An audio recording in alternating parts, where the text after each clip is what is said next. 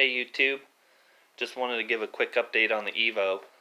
We're at about 600 miles since I've done the timing belt, and so far everything seems to be good, but there have been a couple of minor problems which I'm going to go over here with you real quick.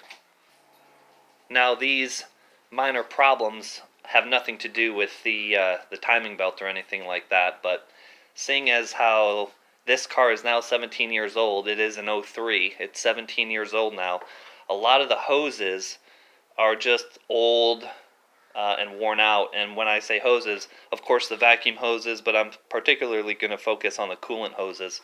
I've had a couple of coolant leaks pop up, and one of them, let's see if I can get some light on this here, is this coolant hose here. You can see I actually had to add a hose clamp to this. It was leaking on the underside, and it was a decent leak. It would leave a puddle under the car every single time I would drive it. It wouldn't just be a drop or two, it would be a significant puddle.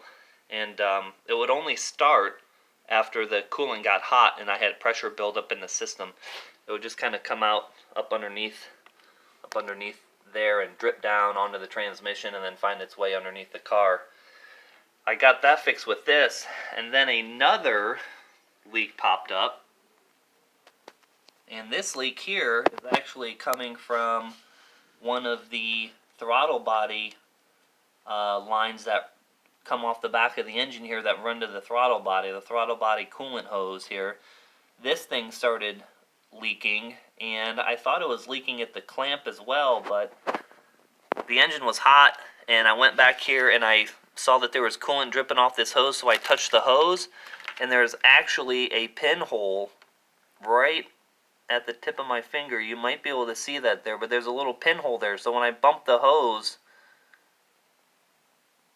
coolant just sprayed out of it in a jet. And of course, this is the original hose to the car. And of course, 17 years old, this stuff just gets old and it starts to wear out. So keep an eye on all that. While you have this stuff apart, it just might be ideal to replace it when you have it apart with your car being this old. Now when I did the timing belt, I also put this new innovative mount in here, this front engine mount. I did that at the same time, and I noticed the vibration inside the car now. It's very, very noticeable. Now in a previous video I already did the front mount down under here that bolts to the transmission, and while I had the timing and everything off, I did this one. Now I don't know how hard the gray ones are. I don't know if it's like an 80 or a 90, whatever number is associated with the different mounts that they sell, depending on how hard you want it to be. But I got the gray ones. I got them used.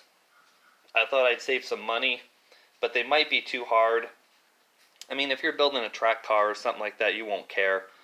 But I notice it a little bit. The dash vibrates a little bit. I mean, I can just, the noise or the vibration of the engine just transfers through the car now, and it makes the dash vibrate just a smidgen. Not a lot, but it's kind of annoying, especially when it wasn't there before.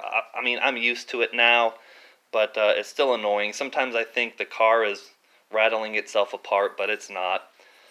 But so that's it. 600 miles on the Evo after the timing belt. I think I finished that about close to 2 months ago now.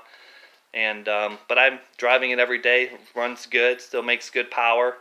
I was probably going to do another compression check on it just to make sure everything's good. I don't even know how many miles I've put on it since I put the FP Red on it. Maybe 1,000 or 1,500, maybe under 2,000, I'd say. Do another compression check just to make sure that everything's still solid and tight and running good. So it's fun to drive. I like it, but just want to give you guys a quick update on it, and stay tuned for more videos. Thank you very much.